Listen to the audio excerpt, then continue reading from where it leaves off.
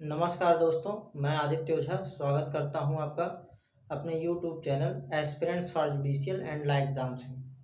आज हम cell of goods act 1930 के अंतर्गत एक बहुत ही महत्वपूर्ण topic doctrine of caveat emptor and its exception पर चर्चा करेंगे।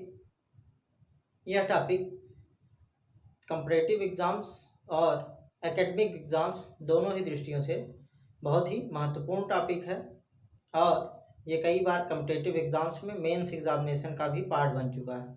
ये टॉपिक बिहार जुडिशरी के मेंस में 2006, 2014 और 2019 में पूछा जा चुका है कि डॉक्ट्रिन ऑफ कैविएट एम्पटर क्या है और ये इंडिया में किस रूप में अप्लाई होती है, किस सीमा तक अप्लाई होती है और इसके अपवाद क्या क्या है। और ये झारखंड जुडिशरी के भी मेंस एग्जामिनेशन में 2014 में पूछा जा चुका है। तो आइए डॉक्ट्रिन ऑफ कैविएट एम्पटर अपनी तरह शुरुआत करते हैं। कैविएट एम्पटर की डॉक्ट्रिन की हिंदी होती है क्रेता सावधान।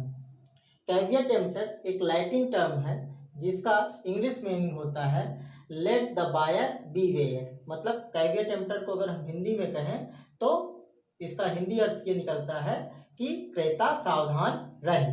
ये एक लैटिन मैगजिम है जो कि बड़ी मैगजिम है, उसी का एक पार्ट है। और ये आइए देखते हैं ये पूरी मैगजिम क्या है। तो ये पूरी मैगजिम कहती है कैविएट एम्पटर क्विया इग्नोरेयर नॉन डेबिट क्वाड जस एलियनम एमिट। ये लैटिन की मैगजिम है। कैविएट एम्पटर क्विया इग्नोरेयर नॉन डेबिट क्वाड जस एलियनम एमिट। इसकी इंग्लिश मीनिंग होती है let a purchaser beware for he ought not to be ignorant of the nature of the property which he is buying from another party। इसको अगर हम हिंदी में कहें तो इसका अर्थ होता है कि क्रेता सावधान रहे क्योंकि उसको उस संपत्ति की प्रकृति के बारे में अनभिज्ञ नहीं होना चाहिए जिसको वह किसी अन्य व्यक्ति से खरीद रहा है। तो ये लैटिन मैगजिम की लाइन का पहले दो शब्द कैविएट एम्पटर इंग्लिश लॉ के अंतर्गत सेल्स ऑफ गुड्स एक्ट में एक प्रचलित प्रॉवर्ब या लोकोक्ति का रूप धारण कर चुके हैं और ये इंडियन लॉ के अंतर्गत सेल्स ऑफ गुड्स एक्ट के अंतर्गत सेक्शन 16 में डॉक्ट्रिन अप्लाई होती है। तो आइए समझते हैं कि ये डॉक्ट्रिन है क्या, ये डॉक्ट्रिन कहती क्या है। तो इस डॉक्ट्रिन के according it is the responsibility of the buyer to make decision about the quality and fitness of the goods. It is his responsibility to decide whether the goods are suitable for him and after that to buy them। अर्थात caveat emptor की doctrine ये कहती है कि यह क्रेता का उत्तरदायित्व है कि वो गुड्स के बारे में माल की गुणवत्ता और उसकी उपयुक्तता के बारे में स्वयं निर्णय ले। यह उसका उत्तरदायित्व है कि वह यह निर्णित करे कि जो सामान वो खरीद रहा है वो उसके लिए उपयुक्त है अथवा नहीं और उसके पश्चात ही उसको खरीदे। तो ये डॉक्ट्रिन बायर के ऊपर एक ड्यूटी इम्पोज करती है कि वह किसी सामान को खरीदने से पहले उसका भली भांति परीक्षण कर ले, वह उसके गुण दोषों का अवलोकन कर ले और यदि वह उस सामान को किसी विशेष उद्देश्य के लिए खरीद रहा है तो ये उसकी जिम्मेदारी बनती है कि वह खरीदने से पहले यह भी सुनिश्चित कर ले कि वह जिस उद्देश्य के लिए माल को खरीद रहा है वह उस उद्देश्य के लिए उपयुक्त है अथवा नहीं। यदि वह माल को खरीदते समय ऐसा नहीं करता है तो बाद में यदि माल में कोई दोष पाया जाता है या वह माल उस उद्देश्य के लिए जिस उद्देश्य के लिए क्रेता उसको खरीद रहा है उसके लिए उपयुक्त नहीं पाया जाता है तो ये इसके लिए विक्रेता उत्तरदायी नहीं होगा। सारा उत्तरदायित्व क्रेता का स्वयं का होगा और वह पुनः उस माल को वापस नहीं कर सकता है। तो ये डॉक्ट्रिन आइए देखते हैं कि इंडिया में कहाँ पे अप्लाई होती है। तो इंडियन लॉ में इस डॉक्ट्रिन को इनकॉर्पोरेट किया गया है सेक्शन 16 में, section 16 sale of goods act के अंतर्गत। सेक्शन 16 इस डॉक्ट्रिन को भी इनकॉर्पोरेट करता है और साथ ही साथ सेक्शन 16 का क्लास 1, 2, 3 और 4 इस डॉक्ट्रिन के एक्सेप्शंस भी बताता है। तो पहले आइए देखते हैं कि ये डॉक्ट्रिन इंडिया में किस रूप में अप्लाई होती है। सेल ऑफ गुड्स एक्ट के अंतर्गत, माल विक्रय अधिनियम के अंतर्गत इसको किस रूप में सम्मिलित किया गया है। तो section 16 of sale of goods act ये कहता है कि इसकी marginal section 16 sale of goods act की मार्जिनल नोट है implied conditions as to quality और फिटनेस, अर्थात गुणवत्ता एवं उपयुक्तता के बारे में विवक्षित शर्त। तो ये सेक्शन 16 कहता है subject to the provisions of this act and of any other law for the time being in force, मतलब इस अधिनियम के उपबंधों के अधीन रहते हुए और तत्समय प्रवृत्त किसी अन्य विधि के उपबंधों के अधीन।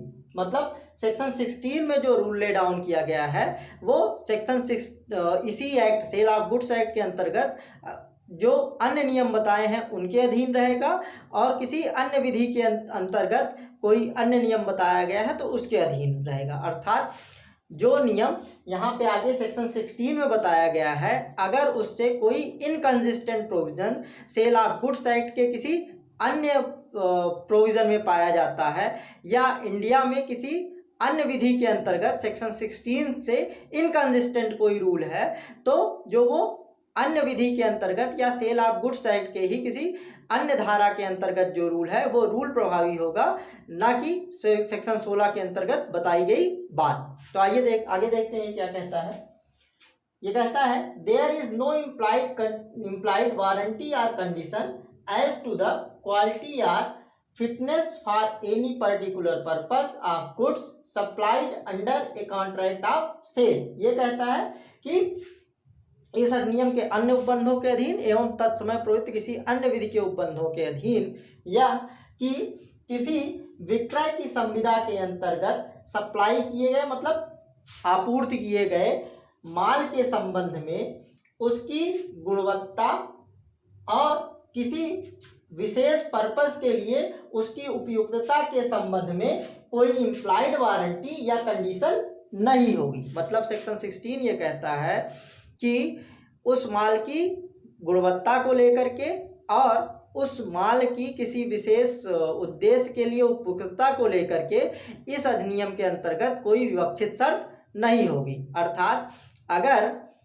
क्रेता और विक्रेता ने कोई एक्सप्रेस कंडीशन या वारंटी उस सामान की गुणवत्ता या किसी विशेष प्रयोजन की लिए उपयुक्तता के संबंध में कोई एक्सप्रेस कंडीशन या वारंटी अपने कॉन्ट्रैक्ट के अंतर्गत डिसाइड की है, तो वो एक्सप्रेस कंडीशन या वारंटी तो अप्लाई होगी। लेकिन अगर ऐसी कोई एक्सप्रेस कंडीशन या वारंटी बायर और सेलर द्वारा अपने कॉन्ट्रैक्ट ऑफ सेल के अंतर्गत नहीं इनकॉर्पोरेट की गई है, तो यह अधिनियम कोई विवक्षित शर्त या वारंटी नहीं अधिरोपित करता है कि सामान्य किसी निश्चित गुणवत्ता का या किसी विशेष उद्देश्य के लिए उपयुक्त ही होगा। आइए इस पे देखते हैं कुछ महत्वपूर्ण बात, जिससे ये सेक्शन और भी क्लियर हो जाएगा और साथ ही साथ हमको कुछ इस एक्ट पर इलस्ट्रेशंस भी मिल जाएंगे। आइए देखते हैं। पहला केस है वार्ड वर्सेस हॉब्स का केस। इस केस में क्या हुआ कि क्रेता और विक्रेता ए और बी, क्रेता और विक्रेता के मध्य कुछ एक एनिमल को खरीदने के लिए और बेचने के लिए कॉन्ट्रैक्ट हुआ। उस कॉन्ट्रैक्ट के अंतर्गत विक्रेता ने क्रेता से ये कहा कि वो उसके पास जितने भी एनिमल्स थे उनमें से कोई एक पशु वो सेलेक्ट कर ले, और क्रेता ने नेग्लिजेंटली एक सिक एनिमल सेलेक्ट कर लिया, एक बीमार पशु चुन लिया, और उसका परिणाम ये हुआ कि उस बीमार पशु से क्रेता के फार्म में जो अन्य पशु थे वो भी इन्फेक्टेड हो गए और उनकी डेथ हो गई। मतलब क्रेता ने खुद उस पशु को चुना, लेकिन वो ये निर्धारित नहीं कर पाया कि वो पशु स्वस्थ है अथवा नहीं, और वह पशु अस्वस्थ था और उसके कारण क्रेता के फार्म में मौजूद अन्य पशु भी संक्रमित हो गए और उनकी डेथ हो गई। अब क्रेता ने विक्रेता के ऊपर उसको हुई हानि के लिए वाद लाया।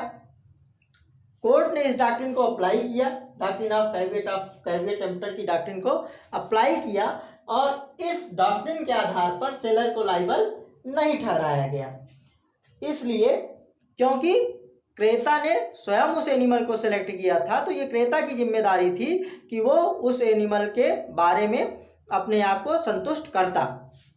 कोर्ट ने ये कहा कि a seller can not use artifice और disguise in order to conceal the defects in the goods as it would amount to have committed fraud by the vendor against the vendee. मतलब विक्रेता अपने सामान में मौजूद किसी दोष को छिपाने के लिए किसी कृत्रिम साधन या किन्हीं छद्म साधनों का सहारा नहीं ले सकता है, क्योंकि यह विक्रेता द्वारा क्रेता के अधीन फ्रॉड अर्थात इसको धोखा समझा जाएगा। परंतु but the doctrine does not impose a duty to disclose all the defects in the product sold and the vendor।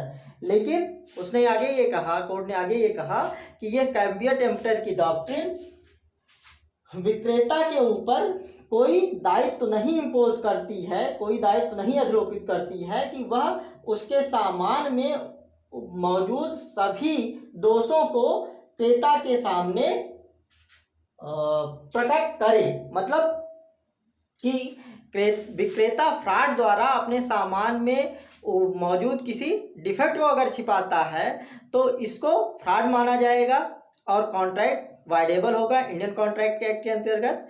लेकिन यह डॉक्ट्रिन विक्रेता के ऊपर कोई ऐसी जिम्मेदारी नहीं आरोपित करती है कि वो क्रेता को अपने सामान में मौजूद डिफेक्ट्स के बारे में बताए। ये क्रेता की जिम्मेदारी बनती है कि वो यह सुनिश्चित करे कि जो माल वो खरीद रहा है उसमें कोई कमी तो नहीं है।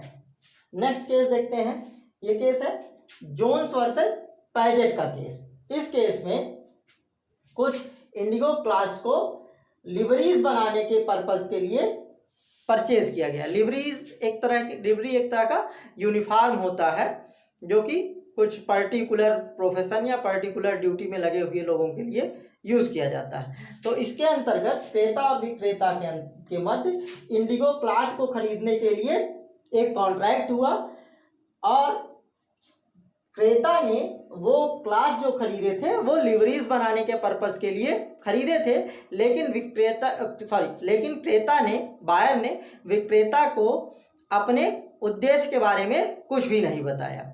जब उसने सामान खरीद लिया तो यह पता लगा कि जो क्लाथ उसने खरीदा वो लिवरीज बनाने के पर्पस के लिए उपयुक्त नहीं था। क्रेता सामान को वापस करना चाहता था और उसने इसके लिए वाद लाया। कोर्ट ने कैवियर-टेम्पटर की डॉक्ट्रिन अप्लाई की और जिसके आधार पर यह निर्णय दिया गया कि ये क्रेता की जिम्मेदारी बनती थी कि वो सामान को खरीदने से पहले इसको सुनिश्चित करे कि जिस पर्पस अर्थात लिवरीज बनाने के पर्पस से अगर वो क्लाथ को खरीद रहा है तो वो उस उद्देश्य के लिए उपयुक्त है अथवा नहीं। क्रेता ने ऐसा नहीं किया, इसलिए क्रेता को कोई रिलीफ नहीं दी गई।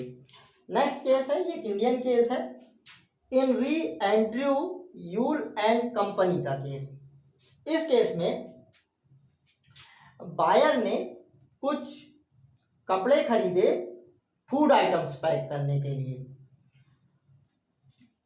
लेकिन उसने वो पर्पस विक्रेता को नहीं बताया और उन क्लॉथ्स में कुछ स्मेल थी, जिस स्मेल के कारण वो क्लॉथ जो है फूड आइटम्स पैक करने के लिए उपयुक्त नहीं था। लेकिन वो क्लॉथ जो है सुटेबल फॉर अदर पर्पसेस था, मतलब वो फूड आइटम्स पैक करने के लिए तो उपयुक्त नहीं था क्योंकि उसमें कुछ स्मेल थी, लेकिन उस क्लॉथ को अन्य पर्पसेस के लिए यूज किया जा सकता था।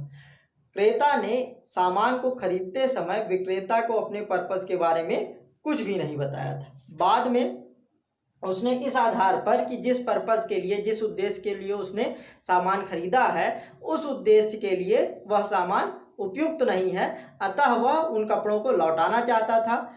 कैवियर-टेम्पटर की डॉक्ट्रिन अप्लाई की गई और इसके आधार पर यह निर्णय किया गया कि buyer was not entitled to return the goods, कि क्रेता उन गुड्स को वापस करने का हकदार नहीं था। तो इस तरह से डॉक्ट्रिन ऑफ कैवियर-टेम्पटर सेलर को प्रोटेक्ट करती है और ये बायर के ऊपर ये ड्यूटी इम्पोज करती है कि वो सामान को खरीदने से पहले उसकी गुणवत्ता को निर्धारित कर ले, उसका भलीभांति परीक्षण कर ले और यह भी सुनिश्चित कर ले कि जिस उद्देश्य के लिए वो उसको खरीद रहा है उस उद्देश्य के लिए वह उपयुक्त है अथवा नहीं। अगर वह ऐसा नहीं करता है तो वह बाद में उन सामान को लौटा नहीं सकता है और उसके लिए वो कोई क्षतिपूर्ति की भी मांग नहीं कर सकता है अगर उसके कारण उसको कोई नुकसान होता है तो।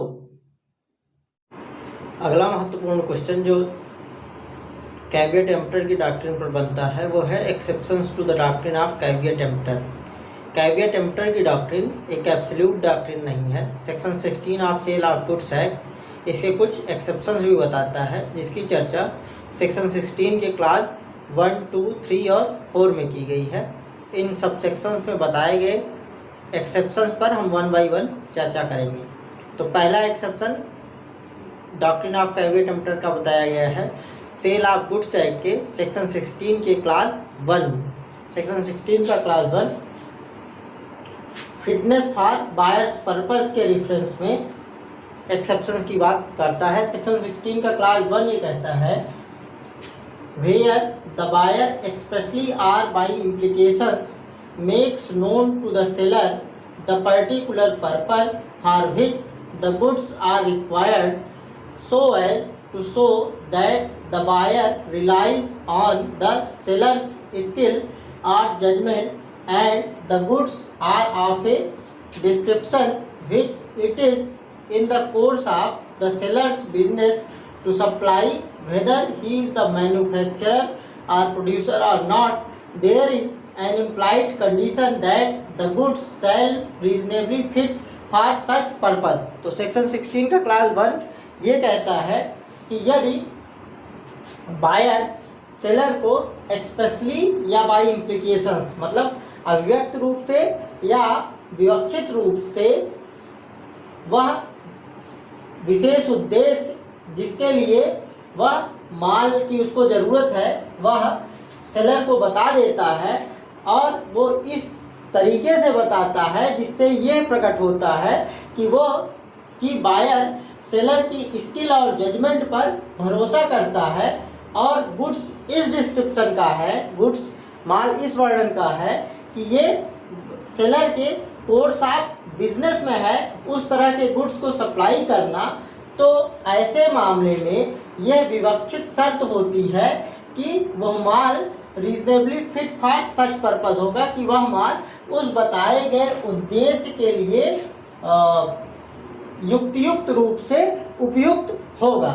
और यह मटेरियल नहीं है कि वह सेलर उस गुड्स का मैन्युफैक्चरर या प्रोड्यूसर है अथवा नहीं। मतलब अगर बायर को किसी पर्टिकुलर पर्पस के लिए गुड्स की ज़रूरत है और वह उस पर्टिकुलर पर्पस को सेलर को इस वे में बताता है जिससे यह पता लगता है कि वह अर्थात बायर सेलर की स्किल और जजमेंट पर भरोसा करता है और सेलर के कोर्स ऑफ बिजनेस में उस गुड्स को सप्लाई करना आता है, तो ये विवक्षित शर्त होगी कि goods reasonably fit for that purpose, goods उस उद्देश्य विशेष के लिए युक्त रूप से उपयुक्त होगा।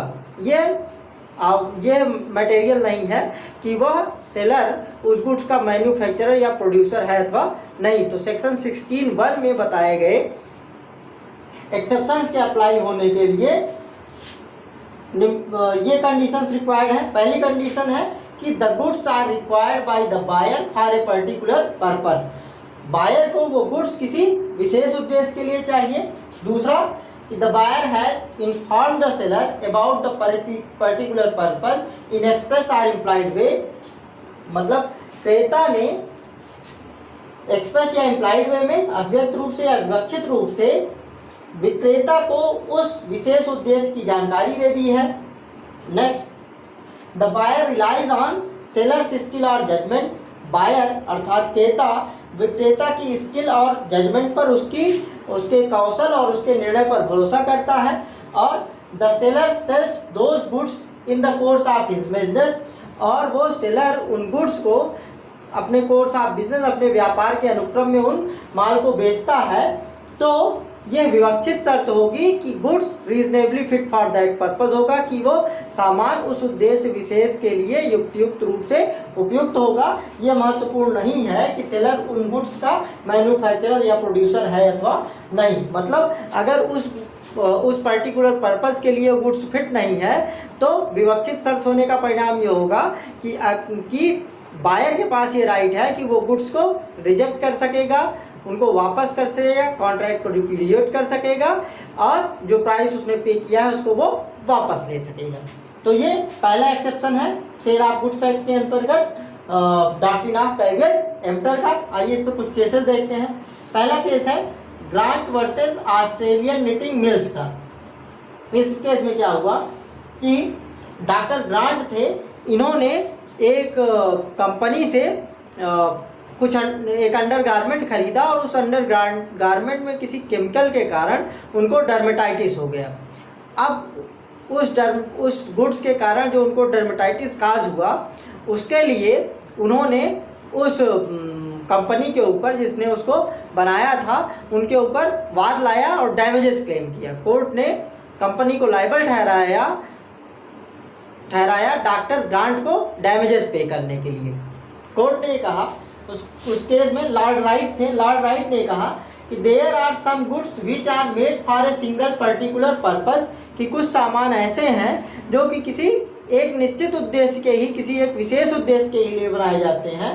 तो इन सच ए केस, ऐसे मामलों में disclosure of particular purpose is not necessary. ऐसे मामलों में उस उद्देश्य विशेष को उद्घाटित करना, मतलब उसको बताना आवश्यक नहीं है। मतलब कोई सामान अगर ऐसा है कि उसको किसी एक पर्टिकुलर पर्पस, किसी एक ही उद्देश्य के लिए यूज़ किया जाता है, तो ऐसे मामले में यह जरूरी नहीं है कि क्रेता उस उद्देश्य को बताए। जैसे इस केस में अंडरगारमेंट था, तो अंडरगारमेंट एक ही पर्पस के लिए यूज़ किया जाता है, पहनने के लिए।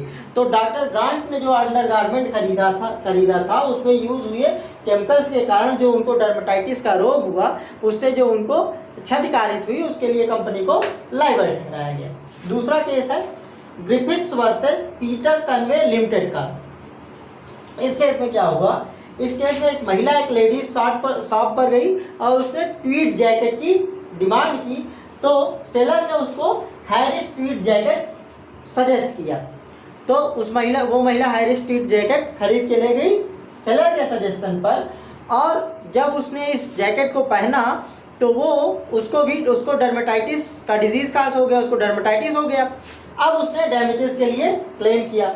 अब लेकिन उस महिला को डर्मेटाइटिस होने का कारण ये था कि उसकी त्वचा जो थी वो बहुत डेलिकेट थी, मतलब बहुत ही नर्म थी, जिसके बारे में उसने सेलर को इन्फॉर्म नहीं किया था। इसलिए जो सेलर था उसको लायबल नहीं ठहराया गया, क्योंकि उस महिला ने ये उस सेलर को नहीं बताया था कि उसकी त्वचा एक्स्ट्रा ऑर्डिनरी सेंसिटिव है। अगर उसने दुकानदार को ये बताया होता कि उसकी त्वचा एक्स्ट्रा ऑर्डिनरी सेंसिटिव है किसी पर्टिकुलर प्रोडक्ट के लिए, तो ऐसी स्थिति में वो लायबल होता। लेकिन चूंकि महिला ने सेलर को ये इन्फॉर्म नहीं किया था कि उसकी त्वचा एक्स्ट्रा ऑर्डिनरी सेंसिटिव है, इसलिए सेलर को लायबल नहीं ठहराया गया। सेक्शन 16 क्लास 1 का प्रोविजो ये कहता है कि if a specified article has been purchased in its patent name और other trade name, there is no implied condition as to its fitness for a particular purpose. मतलब कि अगर कोई निश्चित सामान किसी पेटेंट नेम में या अदर ट्रेड नेम में, अगर उसके पेटेंट नेम से या किसी अन्य वाणिज्यिक नाम से खरीदा जाता है, तो उसकी किसी उद्देश्य विशेष के लिए उपयुक्तता के संबंध में कोई इम्प्लाइड कंडीशन, कोई विवक्षित शर्त नहीं होती। अर्थात अगर किसी प्रोडक्ट को आप उसके पेटेंट नेम से या किसी अन्य ट्रेड नेम से खरीदते हैं, तब सेक्शन 16 का क्लास 1 नहीं अप्लाई होगा और सेलर उन गुड्स से होने वाली किसी हार्म के लिए लायबल नहीं होगा और उसमें कोई इम्प्लाइड कंडीशन नहीं होगी। कैविएट एम्पटर की डॉक्ट्रिन का दूसरा एक्सेप्शन सेक्शन 16 के क्लास 2 में दिया गया है। सेक्शन 16 का क्लास 2 ये कहता है कि अगर सेल बाय डिस्क्रिप्शन है तो उस केस में ये इम्प्लाइड कंडीशन होती है कि goods shall be of merchantable quality, कि माल जो है वो वाणिज्यिक कोटि का होगा। तो सेक्शन 16 का क्लास 2, आइए देखते हैं क्या कहता है। सेक्शन 16 का क्लास 2 कहता है कि where goods are bought by description from a seller who deals in goods of that description whether he is the manufacturer or producer or not, there is an implied condition that the goods shall be of merchantable quality।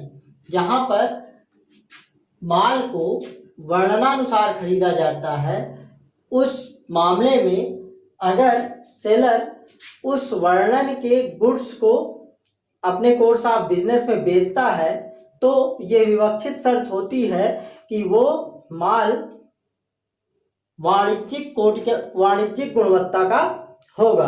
यह महत्वपूर्ण नहीं है कि विक्रेता उन goods का manufacturer या producer है या नहीं। तो सेल बाय डिस्क्रिप्शन पर हमने अपने पिछले वीडियो में चर्चा की है, उसको आप प्लेलिस्ट में जाके देख सकते हैं। तो अगर हम शॉर्ट में कहें तो सेल बाय डिस्क्रिप्शन तब होता है जब किसी सामान को विक्रेता द्वारा किए बताए गए वर्णन के आधार पर क्रेता खरीदता है तब। तो जो दूसरा एक्सेप्शन है उसको एप्लीकेबल होने के लिए आवश्यक है कि goods are bought by description, कि उस माल को वर्णनानुसार खरीदा गया हो वर्णन के आधार पर। The seller deals in goods of that description, और विक्रेता उस वर्णन की वस्तुओं को बेचता है। और goods must be of merchantable quality, और माल वो वाणिज्यिक गुणवत्ता का होना चाहिए। अगर वो वाणिज्यिक गुणवत्ता का नहीं होता है तो बायर के पास ये ऑप्शन होता है कि वो गुड्स को रिजेक्ट कर सकता है और डैमेजेस क्लेम कर सकता है, कॉन्ट्रैक्ट को रिपुडिएट कर सकता है।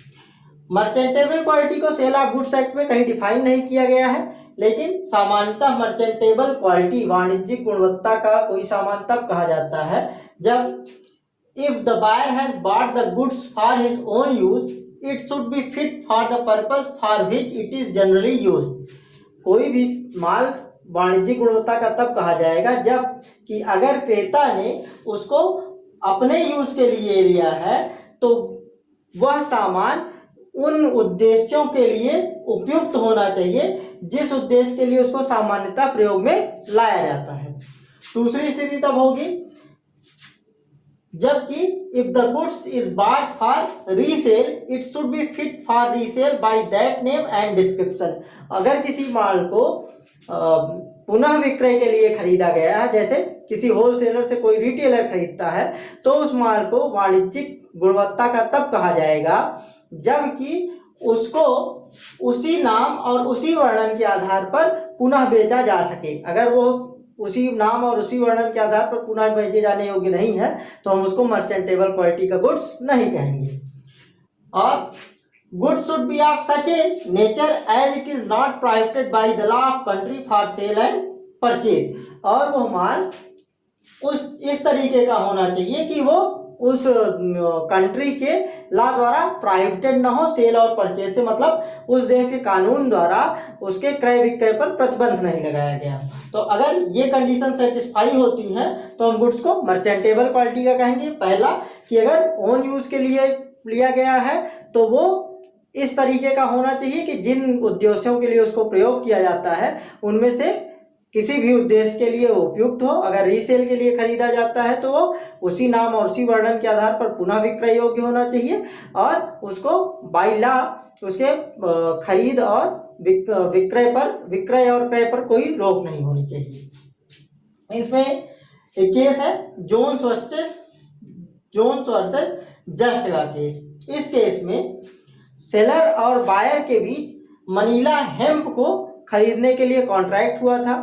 इस सामान को सिंगापुर से आना था, तो जब ये सामान सिंगापुर से शिप से आ रहा था तो ये इसके अंदर समुद्र का पानी चला गया। तो समुद्र का पानी चले जाने के कारण वो मनीला हेम्प जो है वो भीग गया। अब जब ये पहुंचा तो ये इस तरीके का नहीं था कि इसको मार्केट में मनीला हेम्प के नाम से बेचा जा सके।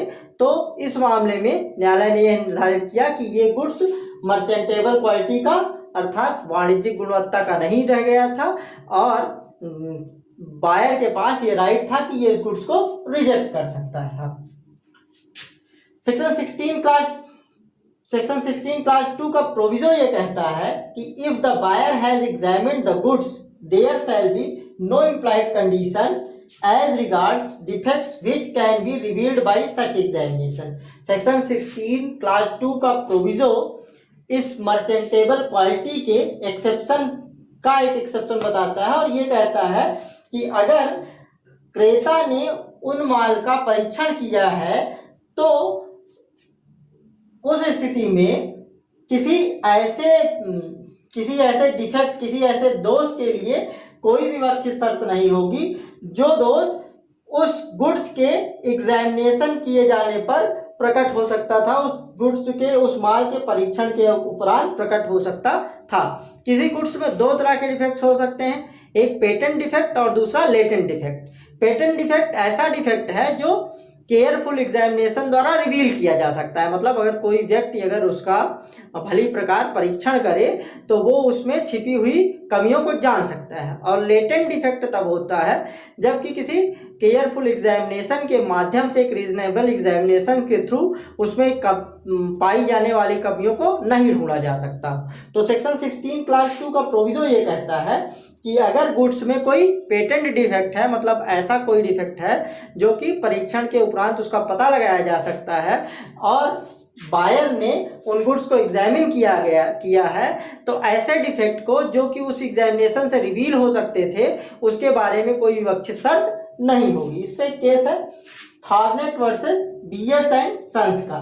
इस केस में सेलर और बायर के बीच ग्लू को अर्थात गोंद को खरीदने बेचने के लिए कॉन्ट्रैक्ट हुआ था और सेलर ने बायर को ये अपॉर्चुनिटी प्रोवाइड की कि वो बैरल्स जिसमें वो ग्लू रखा हुआ था उनको खोल करके चेक कर ले, लेकिन बायर ने ऐसा नहीं किया। जब गुड्स डिलीवर कर दिए गए तब ये पता लगा कि उस ग्लू में कुछ कमियां थी, तो बायर ने ये चाहा कि वो उस ग्लू को इस आधार पर वापस कर दे कि वो वाणिज्यिक कोड के अर्थात मर्चेंटेबल क्वालिटी के नहीं थे। कोर्ट ने ये कहा कि उसको बायर के पास अपॉर्चुनिटी थी उसको एग्जामिन करने के लिए, सेलर ने उसको अपॉर्चुनिटी दी थी, सेलर ने उसको एग्जामिन नहीं किया, इसलिए जो कुछ उसमें गुड्स था, जो डिफेक्ट था, उसके लिए सेलर लायबल नहीं होगा। 16 का क्लास 3 रूल ऑफ कैम्पियर का नेक्स्ट एक्सेप्शन बताता है, ये यूसेज ऑफ ट्रेड की बात करता है। तो सेक्शन 16 का क्लास 3 ये कहता है एन इम्प्लाइड वारंटी और कंडीशन एज टू क्वालिटी और fitness for a particular purpose may be annexed by the usage of trade. ये कहता है कि व्यापार की प्रथा द्वारा किसी सामान की गुणवत्ता या उसके विशेष उद्देश्य के लिए उपयुक्तता के संबंध में कोई विवक्षित शर्त या वारंटी व्यापार की प्रथा द्वारा जोड़ी जा सकती है। मतलब अगर व्यापार की प्रथा द्वारा किसी सामान की उपयुक्तता या उसकी गुणवत्ता के बारे में कोई कंडीशन या वारंटी जोड़ दी जाती है तो वो कंडीशन और वारंटी भी उसी तरीके से इन्फोर्सेबल होगी जैसा कि एक्सप्रेस कंडीशन और वारंटी जो कि पक्षकारों द्वारा अपने कॉन्ट्रैक्ट में स्पेसिफाई की गई है। तो ये डॉक्ट्रिन भी, ये सेक्शन 16 का क्लास 3 भी एक एक्सेप्शन बताता है कैविएट एम्पटर का। इस पे केस है जोन्स वर्सेस बाउडेन का। इस केस में ये था कि एक ट्रेड में ये कस्टम थी कि जो भी सामान सी वाटर से डैमेज हो जाएगा उसका उल्लेख किया जाएगा सेलर द्वारा। इस केस में सेलर ने उस सामान के बारे में ऐसा कोई उल्लेख नहीं किया कि वो सामान सी वाटर से डैमेज हो चुका है, जबकि वो सामान सी वाटर से डैमेज हो चुका था। तो ये माना गया कि non disclosure was equivalent to say that the goods were not damaged by sea water. Seller द्वारा ये ना कहना कि गुड्स सी वाटर द्वारा डैमेज थे, ये कहने के बराबर था कि गुड्स जो है सी वाटर से डैमेज नहीं थे। इसलिए सेलर को कंडीशन की ब्रीच के लिए लायबल ठहराया गया।